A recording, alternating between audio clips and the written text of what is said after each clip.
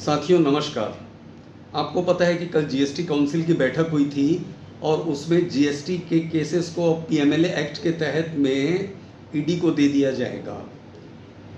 आश्चर्यजनक बात है कि पहले जब कभी भी एक छोटा सा कोई गवर्नमेंट का एक नोटिफिकेशन, एक नया नियम आता था तो पूरे के पूरे व्यावसायिक संगठन रोड पे आ जाया करते थे। मुझे आज भी ध्यान है कि हमारे छत्तीसगढ़ में 2000 से 2003 के बीच में जब जोगी जी का शासनकाल था तो उस समय एक नियम आया था कि अगर ठेले पे भी बिल माल जाएगा और उसका बिल नहीं मिलेगा तो पूरा का पूरा ठेला रात सात हो जाएगा। तो पूरे चैम्बर ऑफ कॉमर्स जो था वो सड़कों पे उतर आया था। जब से ये जीएसटी आया है तब से लेकर के कल जो जीएसटी काउंसिल की बैठक हुई है तब से लेकर के आज तक एक भी सिंगल विरोध नहीं हुआ। सड़कों पे जो हुआ हो धरना, आंदोलन, प्रदर्शन के जरिए।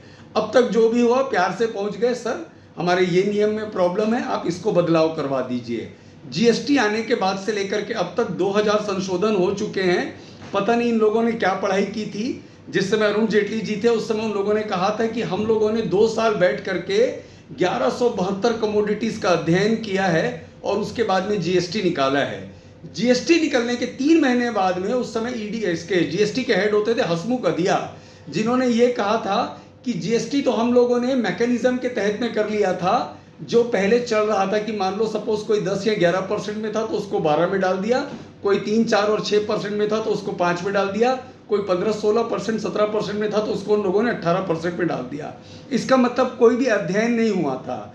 हमारे देश को आर्थिक स्थितियों की, आर्थिक नीतियों की प्रयोगशाला बना दिया गया है।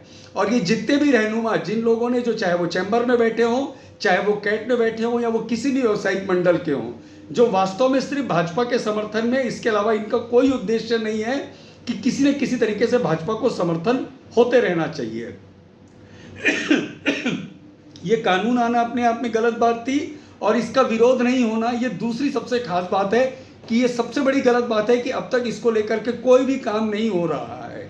ये हमारे लिए इससे ज़्यादा शर्मनाक स्थिति क्या होगी, ये रहनुमा जब हमारे पास में आते हैं कि हम आपको बताते हैं कि हम व्यवसायिक हित में काम करते हैं, इससे बड़ा झूठ कुछ भी नहीं है।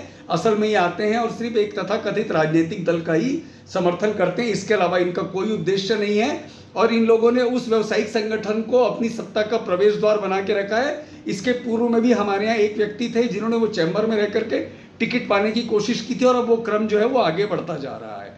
ये स्थिति का बदलाव आना चाहिए। या तो ये व्यापारियों के हित के लोग नहीं है या तो ये स्पष्ट बोल दें कि हम एक राजनीतिक दल के लोग हैं, अगर इनमें विरोध करने की क्षमता नहीं है तो। वैसे 6, 7, 8 महीना रुक जाइए, फिर चैम्बर का चुनाव आ रहा है और इस बार फिर इस स्थिति को बदल देना है। अगर ये लोग ईमानदारी से व्यापारी हित में काम नहीं करते, क्योंकि इनको वास्तव में भाजपा और मोदी हित में काम करना है और ये व्यापारियों के लिए सबसे बड़े घातक साबित होने वाले हैं। धन्यवाद।